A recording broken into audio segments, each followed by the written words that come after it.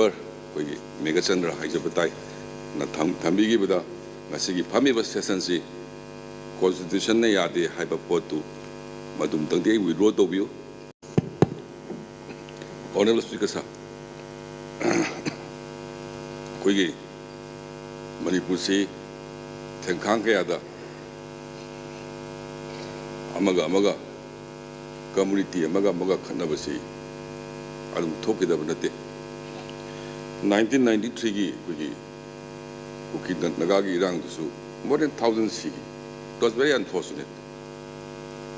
Otherwise, some batang tulog pagi handak su thok pahay jabatay tang samlap na. So, koi kanana su matam du kamay na thon gibino ay na kanada blame tong na batang uti ngasi su opposition ki member khudi bang na blame to bagi mahutta. Koi mateng pangsage peaceful atmosphere ma progna ba hay basi ay opposition की mic इधर भी नहीं बा honorable leader को opposition जाओ ना ये पुनः वो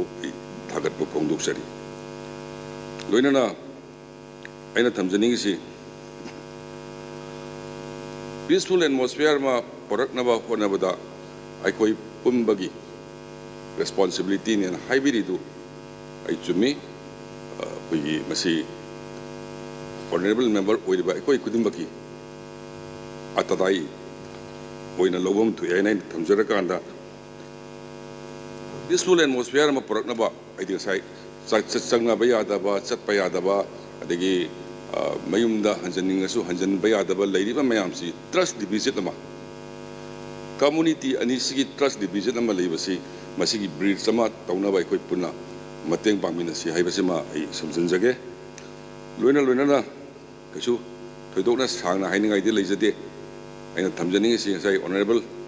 member koigi Megachandra haijabatai na thambi gi bada ngasigi phami ba session si